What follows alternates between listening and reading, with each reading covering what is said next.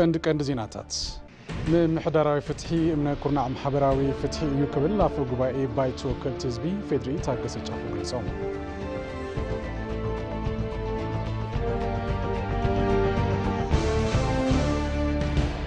ካብ ሺት መጽሓፍ የመደመር ትውልድ ብስተረኸባታዊ ናታነጽ ዝርከብ ኢኮ ፓርክ ሐረሪ ንዑደተኛታት ምቹ ኩነታት መፍጠር ንምዕባለ ዓውዲ ቱሪዝም ከም ዝሕግዝ ተገሊጹ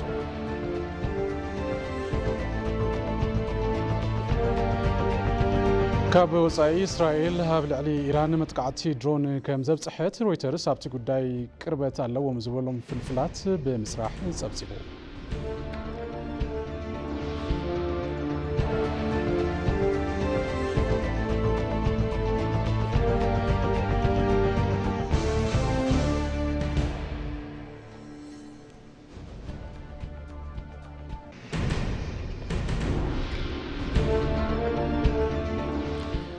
ጣናው ላይ ኩራት ተመልከትና ካብ ኢቲቪ መደብ ቋንቋ ትግርኛ ናይ ሰዓት ዜና እንሆ ሓቢርኩም ናኹኑ ፈለማ ሓጸርቲ ዜናታት ምምሕዳራዊ ፍትሒ እምነ ኩርናዕ ማሕበራዊ ፍትሒ እዩ ክብሉ አፈ ጉባኤ ባይቶ ወከልቲ ህዝቢ ፌድሪ ታገሰ ጫፎ ገሊጾም እቶም አፈ ጉባኤ ነዚ ዝበሉ ሚኒስትር ፍትሒ ዘሰናድኦ ኣብ ኣዋጅ ስነ ስርዓት ምምሕዳርን ፖሊሲ ሽግግር ፍትሕን ኣብ ዝተሳለጠ መድረኽ ዘተዩ ሰብአውን ዲሞክራሲያዊ ፍትሒ ዜጋታት ብዝተማለአ መገዲን ምትግባር ፖሊሲ ሽግግር ፍትሒ ዘይትካእ ግደ ከም ዘለዎውን ገሊጾም ምምሕዳራዊ ፍትሒ እምነ ኩርናዕ ማሕበራዊ ፍትሒ እዩ ክብሉ እውን እቶም አፈ ጉባኤ ተዛሪቦም ሚኒስትር ፍትሒ ዶክተር ጌዲዮን ጢሞቴዎስ ዕላማት መድረኽ እውን አብሪሆም ኣለዎም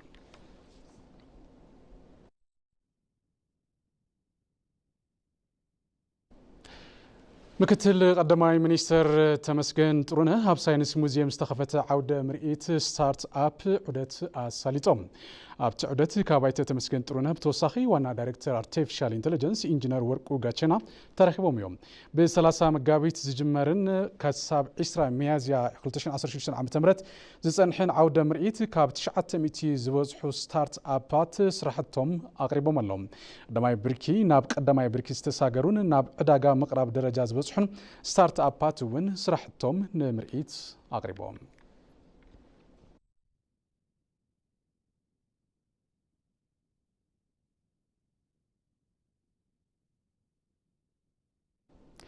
ኢትዮጵያ ጸገማት ዞባ ማእከላይ ምብራቅ ንኽፍትሑ ምስ ፈተውቲ ሃገራት ዓለም ለኸ ትካላትን ብምትሕብባር ከም እትሰርሕ ሚኒስትር ጉዳያት ወጻኢ ኣፍሊጡ ሚኒስትር ዴኤታ ጉዳያት ወጻኢ አምባሳደር ምስጋኑ አረጋ ተለዋዋጢ ኣብ ዝኾነ ዓለም ኢትዮጵያ ሃገራዊ ረብሓን ድሌታን መሰረት ዝገበረ ፖሊሲ ርክባት ወጻኢ ከተስጉም እያ ክብሉ ገሊጾም ዲፕሎማሲ ኢትዮጵያ ኣብ ሰላም ልምዓትን ድሕነትን ሃገር ዝተደረኸ ከም ዝኾነ እውን አብሪሆም በዚ ድማ ኣብ ተለዋዋጢ ዓለም ኢትዮጵያ ተወስዶም ቅዋማት ብመንጽር ሃገራዊ ረብሓ ብምርኣይ ከም ዝኾነ ኣልዒሎም ኢትዮጵያ ምስ ማእከላይ ምብራቅ ብመንጽር ዘለዋ መልክዓ ምድራውን ምትእስሳር ህዝቢ ምስ ህዝብን ቅልውላው እቲ ዞባ ንሃገራዊ ረብሓ ኢትዮጵያ ቀጥተኛ ትርጉም ከም ዘለዎም ተዛሪቦም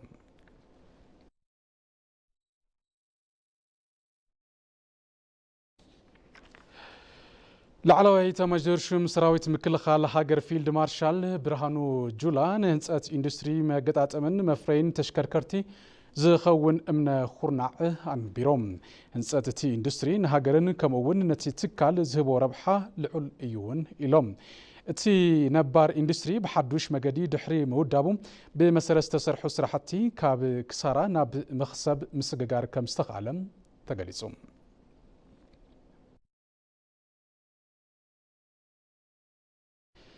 ብምምሕዳር ከተማ አዲስ አበባ መርሃ ግብሪ ምጅማር ጎስጓስ ምክልኻል ብክልተ ኣብ ዝኽሪ ዓወት ዓድዋ ይሰለጠሎ እቲ መድረኽ ብክለት ይኣክል ጽባቐ ይረጋገጽ ብዝብል መሪሕ ሓሳብ እዩ ዝሳለጥ ዘሎ ንከንቲባ ምምሕዳር አዲስ አበባ ዳነች አበቤ ሓዊሱ ካልኦት ላዕለዎት ሓለፍቲ ስራሕ መንግስቲ ፌደራልን እታ ከተማን ኣብቲ መድረኽ ከም ዝተሳተፉ ተሓቢሩ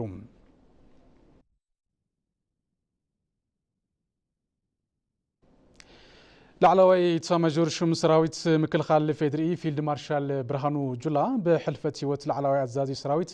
ኬንያ ጀነራል ፍራንሲስ ኦሞንድ አጉላን ዝተሰምዖም ሓዘን ገሊጾም ፊልድ ማርሻል ብርሃኑ ጁላ ከም ዝሓበርዎ ጀነራል ፍራንሲስ ኦሞንዲ ኦጉላ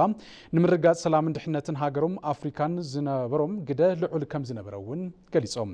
ንሶምን ካልኦት ላዕሎት መኮንናትን ብዘጋጠመ ሓደጋ ምሕምሻሽ ነፋሪት ህይወቶም ብምሕላፉ ዝተሰምዖም ሓዘን ብባዕሎምን ብሽም ሰራዊት ምክልኻል ፌድሬን ገሊጾም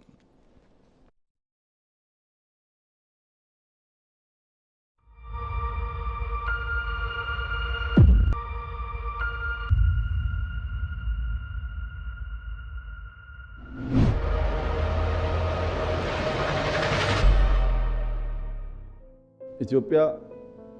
በርካታ የደን ሽፋን የነበራት ከጊዜ ወደ ጊዜ ያ ደን እየተመናመነ የመጣባት ሀገር ናት። እዚህ አዲስ አበባ እንኳን ከ15 ዓመት በፊት የነበራችሁ ሰዎች እንደምታስታውሱት ጧት አዲስ አበባ ስንነሳ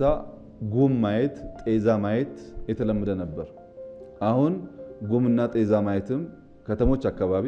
ብርቅ እየሆነ መጥቷል። ምክንያቱም የአየር ጸባዩ በከፍተኛ ደረጃ ተጠቅቷል። ይሄን ለመቀየር ኢትዮጵያውያን ተባብረው በ2 3 4 ዓመት ውስጥ ይሄን ታሪክ መቀየር ያስፈልጋል የሚል ውሳኔ በመንግስት ታስቧል። የታሰበበት ምክንያት ችግኝ በመተከሉ ሀብታሞች ጥሩ ኦክሲጅን የሚተነፍሱና ለድሃ የሚከለከል አይደለም። ችግኝ ሲተከል ዝናብ የዘነበ እንደሆነ አርሶ አደር ይጠቀማል። ዝናብ የዘነበና ግድቦቻችን የሞሉ እንደሆነ የፈረቃ መብራት ይቀራል። ዝናብ የዘነበ እንደሆነና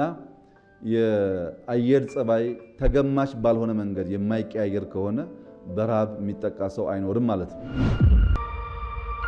ሁሉም ትላልቅ ሚዲያ እና ተቋማት በሚባል ደረጃ ኢትዮጵያውያን ተባብረው ተደምረው ለዓለም አስተማሪ የሆነ ነገር ሰሩ ብለዋል። ይሄ ጀስት ችግኝ መትከል ብቻ ሳይሆን ከራሳችን አልፈን ለሌሎቹ መልካም አርአያ የሆንበት አጋጣሚ ነው። ትምህርት ወስደንበታል።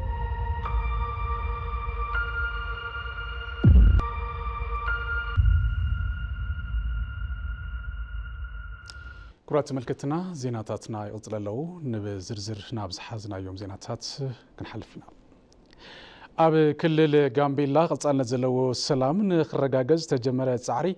ማሕበረሰብ ሓድነት ብምጥንኻር ሓላፊነቱን ንኽዋጻእ ርእሰ ምሕዳር እቲ ክልል ኡመር ኡጅሉ ጻውዒት ኣቅሪቦም ላዕለዎት ኣመራርሓ እቲ ክልል ምስ ነበርቲ ዞባ ኣኝዋክ ኣብ ጉዳይ ሰላምን ጸጥታን ዘትዮም ኣለዉ ንጸብጻብ ሚፍታሕ ዓብዱልቃድር ዳሃብያስ እዩ ኣብ ክልል ጋምቤላ ሓሊፉ ዝፍጠር ጸገም ጸጥታ ንምፍታሕን ዘላቕ ሰላም ንምምጻእን ኣብ ዞባ ኣኝዋክ ኮንፈረንስ ሰላም ተሳሊጡ ተሳተፍቲ ትዘተ ጎንፅታት እንትፍጠሩ ወፂኻ ምእታው ስለ ዘይከኣል ሰላም ንምቕጻል ሓድነትና ክንሕይል ይግባእ ኢሎም ርእሰ ምምሕዳር ክልል ጋምቤላ ኣይተ ኦሞዶ ኦጅሉ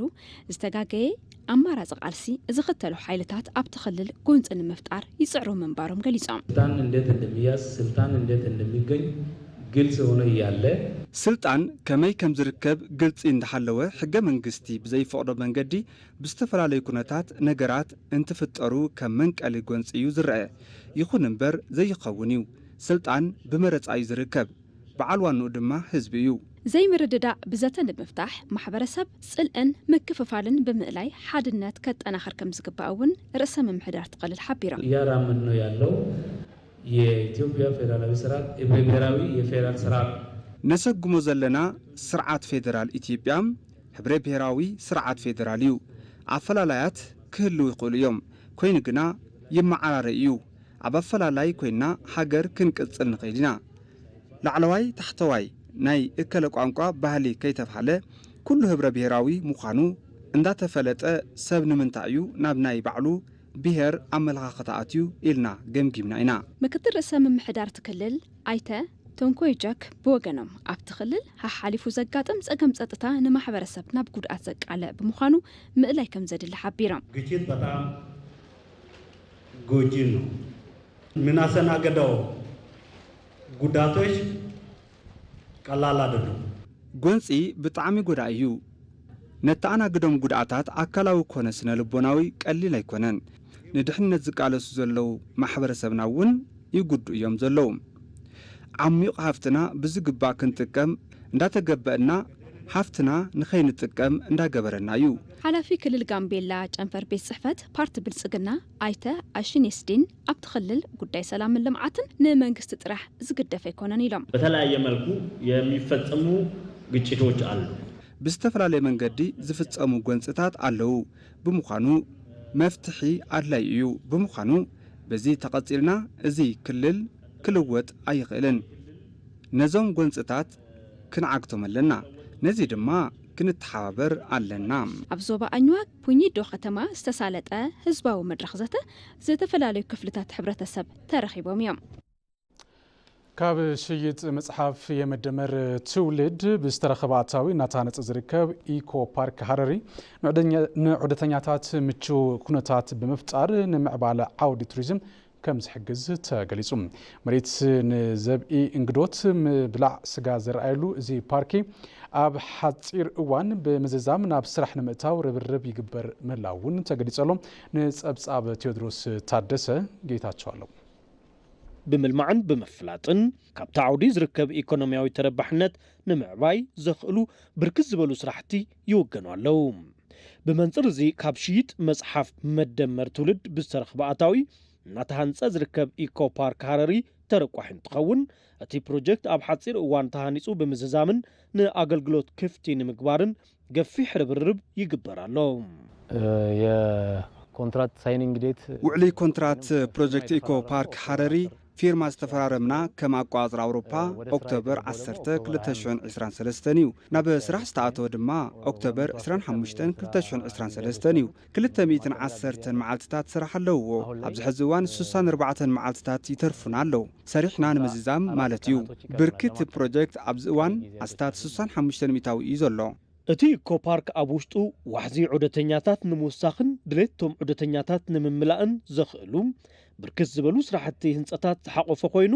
ኣብቲ ክልል ንልምዓት ዳግመ ህንጸት ጀጎል ሓዊሱ ኣብቲ ፓርክ ዝዳሎ ምርኢት ምምጋብ ዝብኢ ኣብቲ ከባቢ ፍሉይ ቆላሕታ ዝፈጥር ክኸውን እዩ ተባሂሉ ትጽቢት ይግበር 2 ሄክታር የሚሸፍን መሬት ላይ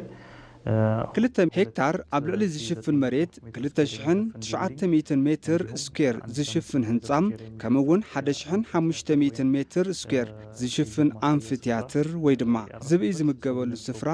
ዝዓርፈሉ ቦታ ድኳናት ሙዚየም ካፌን ሬስቶራንትን ከምውን ጋለሪ ፎቶን ዝተፈላለዩ ውጽኢት ኢደ ጥበብን ዝኾኑ ኣቑሑት መሸጢ ንዝተፈላለዩ ሰባት ዕድል ስራሕ ምፍጣር ዝኽእል እዩ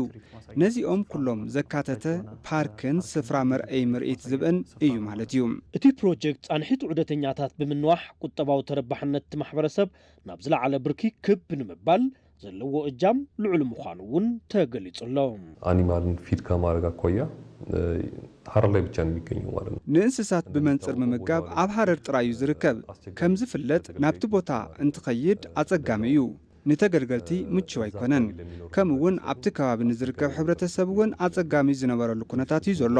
ዑደተኛታት ናብቲ ቦታ እንትኸዱ ናይ ምንግልታዕን እቲ ቦታ ዘይምምቻውን ነቲ ምርኢት ብመንጽር ምክልታልን ምብላዕን ጸገም የጋጥሞም ስለ ዝነበረ ነቲ ቦታ ብመንጽር ምቹው ምግባር ነቲ ዝነበረ ምንግልታዕ ይቐርፎ እዩ ኢልና ኢና ንሓስብ ከምውን ዕግበት ተገልገልቲ ብመንጽር ምዕባይ ልዑል እጃም ክህልዎ እዩ ኢኮ ፓርክ ሃረሪ ኣብቲ ክልል ብዓይነቱ ፍሉይ ዝበለን ፈላማይ ንምዃኑ እውን ተሓቢሮሎም ቀዳማይ ሚኒስትር ዶክተር አብይ አሕመድ መንግስቲ እናሳለጡ ዝርከብ ጎስጓስ ኢትዮጵያ ተፍሪ ኩባንያታት ሃገር በቀል ውጽኢት ከመዝግቡ ከም ዝሐግዞም ገሊጾም እቶም ቀዳማይ ሚኒስትር ኣብ ትራንስሚሽን ዓንድታት ኮሙኒኬሽን ኣብ ገመድ ኤሌክትሪክ ዝተዋፈሩ ኢንዱስትሪታት ዑደት ኣሳሊጦም ኣለው ሙሉ ብርሃን ግርማይ ተወሳኽለዋ ኣብ ክልል ኦሮሚያ ሸገር ከተማ ካብ ዝርከቡ ኢንዱስትሪታት ሓደ እዩ ሓላፊነቱ ዝተወሰነ ውልቃዊ ማሕበር ኦዳ ሜታል ኢንዱስትሪ እዚ ማሕበር ከም ኣቆጻጽራ ፈረንጂ 2021 ዓመተ ምህረት ናብ ምህርቲ ዝኣተወ እንትኾን ኣብዚ ሕዚ እዋን 60,000 ትራንስሚሽን ኮሙኒኬሽን ታወር ናይ ምፍራይ ዓቕሚ ኣለዎ እዚ ማሕበር ትራንስሚሽንን ኮሙኒኬሽን ታወር ኤሌክትሪክ በዓል 3 እግሪ ተሽከርከርቲ እናፍረየ ዝርከብ ቀዳማይ ሚኒስተር ዶክተር አብይ አሕመድ ምንቅስቃስ ስራሕ እቲ ማሕበር ብዝምልከት ዑደት ኣሳሊጦም እዮም قدامي منستر دكتور أبي أحمد مهر تحطين منجستي أبوليسي لمعات إندستري أكاتيتو بمتكبار وزئيت النامس قالو زلو زفر مخانو العلوم يوم بإثيوبيا منجست بوليسي بمسارة بوليسي إثيوبيا مفراي حاطين عبا كونستراكشن كونم عبا كلهم زفرات زلو ربحا تأمينو ناتسرحيو زركب حاطين زفري بخلت ممار ستاديوم اتحاد كاب ايرون اور مجماريو حمد كمكخ بمقبار ناب برات مقياريو اتخال دما كابتي موداتا زركب وصيت ناب ايرون اور ممصايو نحنا نتي مبل كالأينا مريتنا زلعال هفتي سلازتيق كاب قرقرو نهنصت كاب زمصو مهرتتات نحيل إلكتريك كاب زوعلو إلكتريك ناب ايرون اور زوسدنا منقدي بمسعابنا نسرح زلنا እዚ ድማ ዕውት እናኾነ ዝመፀ ይመስል አይረን ኦር ከም እታው ዝወስዱ ብርክት ዝበሉ ኢንዱስትሪታት ተፈጢሮም እዮም ካብዚኣቶም እዚ ሓደ እዩ ኢንዱስትሪ ኦዳሚታል ልዕሊ 500 ዝኾኑ ዜጋታት ዕድል ስራሕ ዝፈጠረ እንትኾን ኣብ ዘፍረዮም ውፅኢታት ሓፂን ምህርቲ ናይ ምትካእ ስራሕ ኣብ ምስራሕ ዝርከብ ኢንዱስትሪ እዩ قدامي منستر دكتور أبي أحمد ከምዚኣቶም ዝኣመሰሉ ኢንዱስትሪታት መንግስቲ ኣብ ዝተፈላለዩ ዘፈራት እናሳለጡ ንዝርከብ ስራሕቲ ልምዓት ናይ ምሕጋዝ ዓቕሚ ከም ዘለዎም አልዒሎም እዮም አሁን ዛሬ እዚህ እንዳየነው ኢትዮጵያ ውስጥ ኢነርጂ በማምረት በአፍሪካ ቀዳሚውን ስፍራ እንይዛለን ኣብዚ ከም ዝረኣናዮ ኢትዮጵያ ሓይሊ ብምፍራይ ካብ አፍሪካ ኣብ ቅድሚት እያ ትስራዕ እኹል ብዝኾነ ብርኪ ነፍሪ ኢና ኣብ ምክፍፋል ግና ፀገም ኣሎ እቲ ዝፈረየ ሓይሊ ካብ ሕዳሴ ተላዒሉ ኣዲስ ኣበባ ክሳብ ዝበፅሕ 30 ሚእታዊ ሓይሊ ይጠፍእ እዩ ነተሓላልፈሎም ገመዳት ዝደኸሙ ብምዃኖም እንስእኖም ነገራት ብዙሓት እዮም ሕዚ ኣብ ሓይሊ ዝነበረና ምህርቲ ብትራንስሚሽን ክቕፅል ንምግባር ክልተ ስራሕ እናሰራሕና ኢና ንርከብ ኣብ ከተማ ኔትወርክ ክንዝርግሕ ኢና ብኻልእ መገዲ ድማ በብቦትኡ ክንትክእ ኢና ሙሉእ ብምሉእ ካብ ወፃኢ ከኣቱ ምግባር ስለዘየዋፀና ኣብዚ ክፈሪ ምግባርና ናይ ባዕሉ ዝኾነ ኣበርክቶ ኣለዎ እዩ እቶም ኢንዱስትሪታት ኣድላይ ዝኾኑ ምህርትታት ብምፍራይን ብዘለዎም ፅሬት ዝሓሹ ከም ዝኾኑ ብምግላጽ ናብ ወፃኢ ዝልእኽሉ መንገዲ ኣብ ምፍጣር ክስራሕ ከም ዝግባእ እውን ኣልዒሎም እዮም ቀዳማይ ሚኒስትር አብይ አሕመድ ዑደት ካብ ዘሳለጡሎም ኢንዱስትሪታት ሓላፊነቱ ዝተወሰነ ውልቃዊ ማሕበር ኩባንያ ቢሜት ኬብል ሓደ እዩ ቢሜት ኬብል ኣብ 2016 ዓ.ም 150 ሚልዮን ዶላር መልዓሊ ኢንቨስትመንት ብምሓዝ ናብ ምህርቲ ዝኣተወ ዓብይ ትካል እዩ ብፋይበር ኦፕቲክስ ኣብ መዓልቲ ክሳብ 40 ኪሎ ሜትር ከምኡውን ምህርትታት ኮፐር ድማ ኣብ መዓልቲ 25 ሜትሪክ ቶን ናይ ምፍራይ ዓቕሚ ዘለዎ ትካል እዩ ቀዳማይ ሚኒስትር ዶክተር አብይ አሕመድ ኢንዱስትሪ ቢሜል ኢትዮጵያውያን ሞያተኛታት ዝሳተፍሉ ትካል ምዃኑ ከም ሃገር ዝፈጥሩ ዓቕሚ ዝለዓለ ምዃኑ ገሊጾም እዮም ቢሜት ኬብል ኢትዮጵያ ውስጥ ስራ ከጀመረ ትንሽ ቆየት ብሏል ቢሜት ኬብል ኣብ ኢትዮጵያ ስራሕ ካብ ዝጅምር ንእሽተን ጽንሒል እዩ ኣብ ትዑደት ከም ዝረኣናዮ ንኢትዮጵያ ድሌት ዝውዕል 100 ሚእታዊ ኬብል ኤሌክትሪክ የቕርብ እዩ ንቴሌኮም ዝውዕል ፋይበር 100 ሚእታዊ ምፍራይ ይኽእል እዩ ንኣብነት ካብ ኢትዮጵያ ተላዒሉ ናብ ጅቡቲ ዝኸይድ መስመር ባቡር ኤሌክትሪክ ዝፈረየሉ ኣብዚ ፋብሪካ እዩ ከም ሃገር ከምዚ ዝመሰለ ዓቕሚ ምፍጣሩ ብጣዕሚ ዘሐጉስ እዩ ግን ድማ ልዕሊ እዚ ብጣዕሚ ዘሐጉስ እንታይ እዩ በዓል ዋና እዚ ፋብሪካ ኢትዮጵያዊ እዩ ኣብዚ ስራሕ ዝተዋፈሩ ኩሎም ኢትዮጵያውያን እዮም ነዚ ፋብሪካ ሓጊዝናዮ ዝበለፀ ውፅኢት ተምፂኡ ንሃገር ሓገዝ እዩ እቲ ኢንዱስትሪ ካብ ወፃኢ ዝኣቱ ምህርትታት ኣብ ምትካእ ስራሕ ዝተዋፈረ ትካል ከም ዝኾነ ዝገለጹ እቶም ቀዳማይ ሚኒስተር ብወገን መንግስቲ ግቡእ ዝኾነ ሓገዝ ክግበረሉ ከም ዝግባእ አልዒሎም እዮም አሁን ቅድም እንደሰማችሁት ትልቁ ችግር እየገጠመው ያለ ቅድም ክብል ከም ዝሰማዕኹምዎ እቲ ዓብይ ፀገም ኢትዮ ቴሌኮም ካብዚ ክዕድግ እናተገብኦ ካብ ወፃኢ የምጽእ እዩ ግልጋሎት ሓይሊ ኤሌክትሪክ ኢትዮጵያ እውን ካብዚ ክጥቀም እናተገብኦ ካብ ወፃኢ እናእተወ እዩ ዝርከብ ከም ምኽንያት ዝቐርብ ዶላር እዩ እዚ ድማ ዘእምን ምኽንያት ኣይኮነን ምኽንያቱ ጥረ ኣቑሑት 1 ሚልዮን ዶላር ዝጽግም ኮይኑ ፋይበር ከኣቱ ንምግባር 3 ክሳብ 4 ሚልዮን ዝሓትት እንተኾይኑ ነዚ ምርካብ ኣይከኣልን ስለዚ ከም መንግስቲ ኣብ ውሽጢ ዓዲ ዘለው ኢንዱስትሪታት ክንሕግዞም ይግብአና ቀዳማይ ነገር ኢትዮጵያዊ እዩ ካልኣይ ነገር ድማ ኣድላይ ዘፈር እዩ ኣስታስ 600 ዝኾኑ ዜጋታት ዕድል ስራሕ ዝፈጠረ እዚ ኢንዱስትሪ ንዘፈር ኮንስትራክሽንን ኤሌክትሪክን ውፅኢት ምህርትታቱ የቕርብ እዩ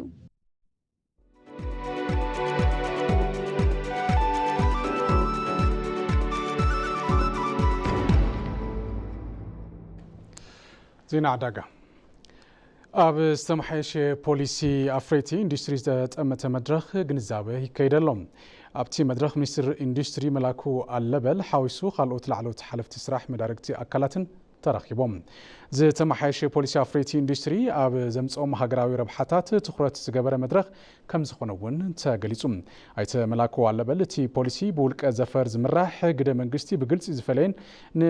نتكات فريات وصاي استمتعت أنا تخرت ذهبن كم زخونم تزاربهم أب ستنا آخر فريات لمعات التاوت زرقف نأمرار حسرح سريت فريات تخرت ذهب بوليسي كم زخونون أجنزبهم نلمعات تكنولوجي أخل قرب فاينانس نخلون زفر أفريتي بقع حالي سب مفتار زخل كم زخونون قليزو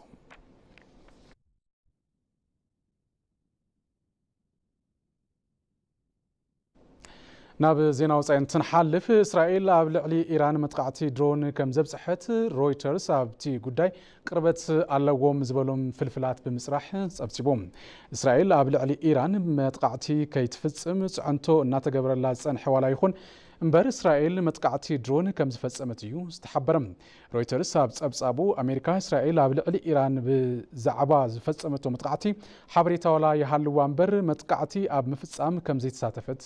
قريصوم قلقالو زينا إيران فارس بقدو أب مأخل كتما إسفهان أب زركب سفر سراوي سلست مفنجرات كم استسمعو تبصيبوم تلفزيون منغستي إيران سلست درونات أب سماي إسفهان ناتزاورا كم استرعيان سيستم مكلاخل أير إيران أب علامة بمتام كم زعنوان قليصوم إسرائيل أب صحتو بزعبا استبالا متقعتي كساب حزي زبلتو نقر كم زيلم تحبيرون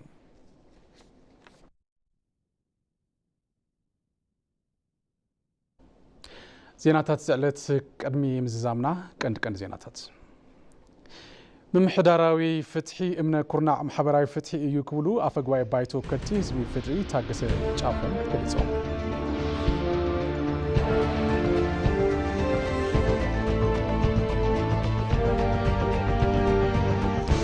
ካብ ሽይት መጽሓፍ የመደመር ትውልድ ብስተረኸበ ኣታዊ እናተሃነፀ ዝርከብ ኢኮ ፓርክ ሃረሪ ንዑደተኛታት ምቹ ኩነታት ምፍጣር ንምዕባለ ዓውዲ ቱሪዝም ከም ዝሕግዝ ተገሊጹ